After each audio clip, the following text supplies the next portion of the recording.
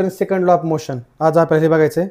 मागच्या लेक्चरला first Newton law of motion आपण बघितलाय. काय first Newton law of motion? हां, When an object in a rest in a uniform motion along a straight line, the extremely unbalanced force is needed to move the object. Yes, very nice.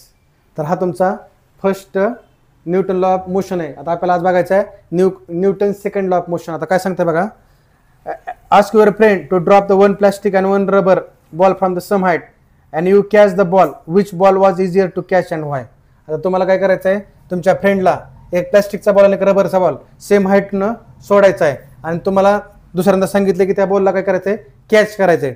तर तुम्हाला कोणता ball easier catch होईल?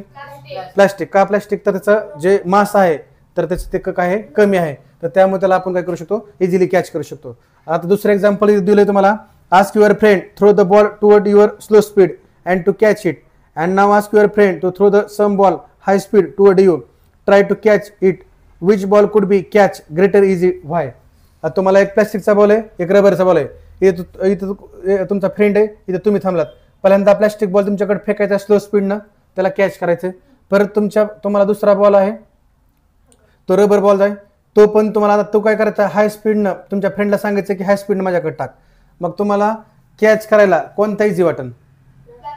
Plastic. तर तिथं पण काय, तर plastic easy आहे कारण तो स्लो स्पीड नाही लागलाय. समजतंय? कारण रबर बॉलची जी व्हॅलिसिटी आहे ते हाय, ग्रेटर स्पीड नाही लागलाय. तर ग्रेटर स्पीड तुम्हाला कॅच करायचं म्हणल्यावर ते तुम्हाला हार्ड जाणार आहे. आणि इथं पण तुम्हाला काय, एक प्लास्टिकचा बॉल एक रबरचा बॉल आहे, सेम हाईटवर टाकलेत पण दोघांच्या मासमध्ये फरक आहे. समजतंय? तर हे दोन्ही कशा रिलेटेड होतं, मास आणि व्हॅलिसिटी. आता इथं काय सांगितलं बघा, effect of the one object striking another object depend both mass of the former object and velocity. आता एखादा ऑब्जेक्ट आहे, समजतं, ही एक ऑब्जेक्ट आहे, ही एक ऑब्जेक्ट आहे. आता हे ऑब्जेक्ट ह्याच्यावर स्ट्राईक व्हायला लागले. समजतंय? तर हे कशाच्या, both mass of former object and velocity, हे कशाच्या रिलेटेड आहे, त्याच्या मास आणि त्याच्या व्हॅलिसिटीवर डिपेंड आहे. म्हणजे एखादा ऑब्जेक्ट दुसऱ्या ऑब्जेक्टवर धडकत असेल तर हे त्याचा इफेक्ट जो आहे तो कशावर असणार, त्याचा मास पण असणार आणि त्याची व्हॅलिसिटी पण असणार. And this means that effect of the force depend on the proper related to the mass and velocity of the striking object. आता हे स्ट्रायकिंग ऑब्जेक्ट ही ह्याला जाऊन धडकलंय तर हे कशाच्या रिलेटेड असेल, त्याच्या मास आणि त्याच्या व्हॅलिसिटीच्या रिलेटेड असेल. And this property was termed momentum by the Newton. हेच प्रॉपर्टी मोमेंटम जे आहे ते न्यूटननं काय केलं, त्याला एक्सप्लेन केलंय प्रॉपरली. आता तुम्हाला इथं दोन एक्झाम्पल आहेत. एक पहिलं एक्झाम्पल आहे, इथं एक बस आहे, इथं हे सायकल आहे. आता तुम्ही इथं सपोज इथं तुम्ही थांबलात.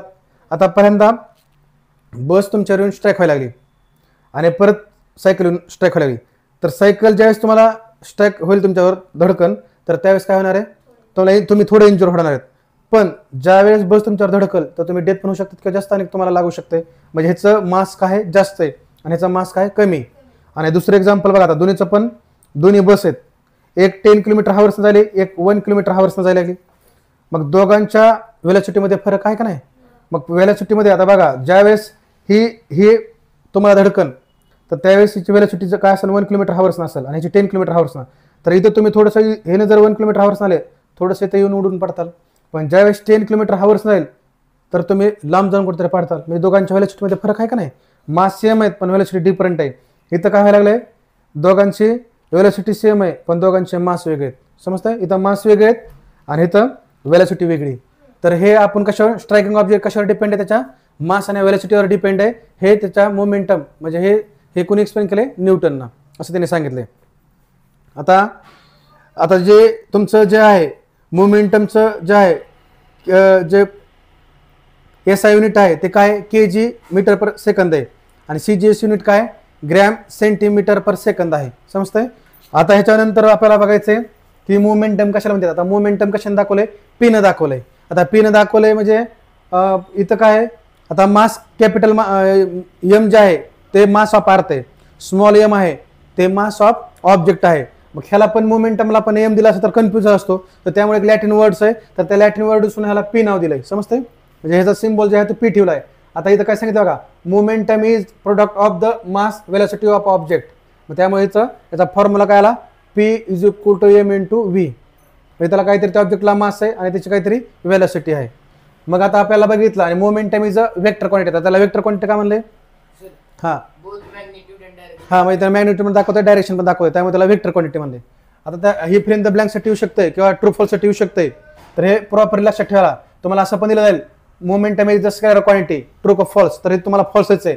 हे जर असेल वेक्टर क्वांटिटी तर ट्रू येईल, किंवा फिल इन द ब्लँक्सला पण येईल momentum is a dot dot quantity. समजतंय? वेक्टर क्वांटिटी, स्केलर क्वांटिटी असे तुम्हाला ऑप्शन असतील, तर हे प्रॉपरली तुम्हाला त्याचं फिलअप करायचं, त्याचा आन्सर लक्षात ठेवा. आता बघा, the rate of change the momentum is proportional to the applied force and the change of momentum occur the direction of force. आता इथं हे तुमचा न्यूटनचा सेकंड लॉ ऑफ मोशन आहे. आता इथं काय सांगितलंय बघा, रेट म्हणजे काय, स्पीड, आणि चेंज म्हणजे आता वेलोसिटी, म्हणजे त्याची वेलोसिटी, त्याची इनिशियल वेलोसिटी वेगळी असणार, त्याची फायनल वेलोसिटी वेगळी असणार. मग रेट म्हणजे काय, स्पीड. तर बघा, rate of the change the momentum is proportional कोणाच्या, अप्लाइड फोर्स, म्हणजे आपण फोर्स जर अप्लाइड केला तर त्या डायरेक्शन त्याचं मोमेंटम होणार, म्हणजे त्याचे मोमेंटम, त्याची वेलोसिटी चेंज होणार, त्याचा स्पीड सुद्धा काय होणार, चेंज होणार. And this change of momentum occur the direction of force, म्हणजे जे डायरेक्शनला आपण फोर्स लावलाय, तर त्यात आता मी ह्या डायरेक्शनला फोर्स लावलाय, तर त्याचं मोमेंटम सुद्धा काय होणार, ह्या डायरेक्शन होणार आहे. म्हणजे मी ह्या डायरेक्शननं फोर्स लावतो, मोमेंटम सुद्धा त्या डायरेक्शननं होणार आहे.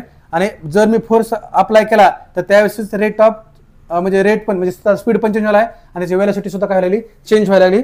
आणि ज्या डायरेक्शननं फोर्स लावलाय तर त्या डायरेक्शनला त्याची वेलोसिटी असणार आहे. समजतंय?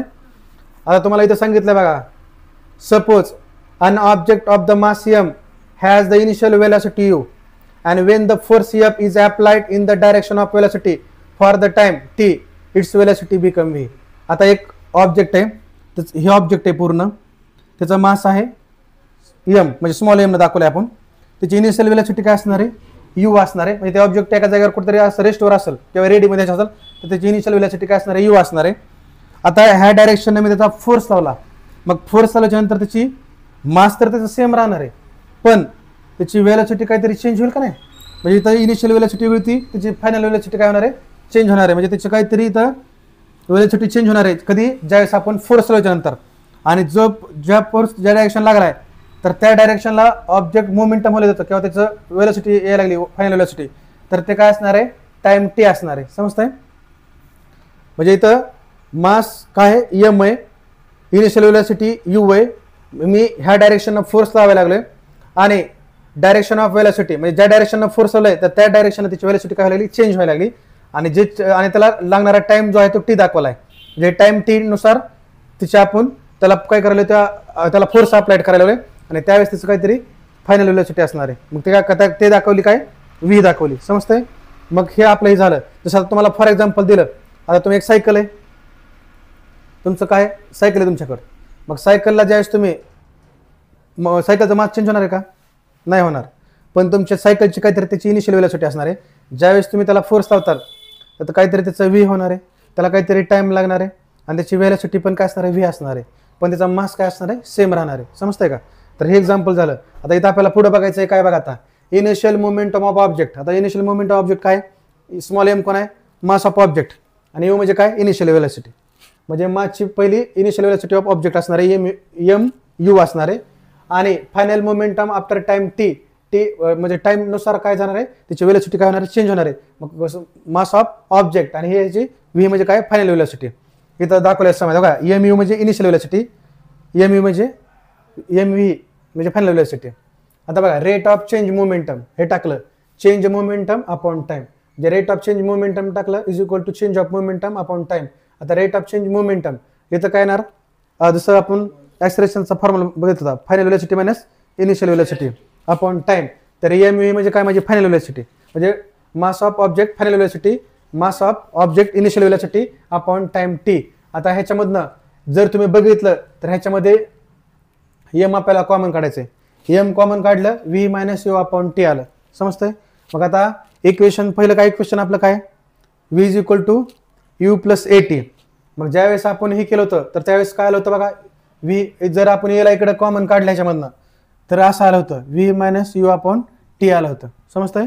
मग इथं आल्याच्या नंतर V minus U upon T आलं, तर ह्याच्या जागी आपण काय टाकलं, एमला मास ऑफ ऑब्जेक्ट घेतलं, आणि ह्याच्या ठिकाणी आपण काय टाकलं, फक्त ए टाकलं, ॲक्सेलरेशन ए टाकलं. मग इथं काय आलं, एम ए आलं. आता according to the Newton second law of motion, आता Newton second law of motion नुसार the rate of change momentum is proportional to the applied force. म्हणजे आपण ह्याच्यातनं काय शिकलो, की जे रेट ऑफ चेंज मोमेंटम आहे कशाच्या प्रोपोर्शनल आहे, अप्लाइड फोर्स, हे आपण ह्याच्यातनं शिकलो.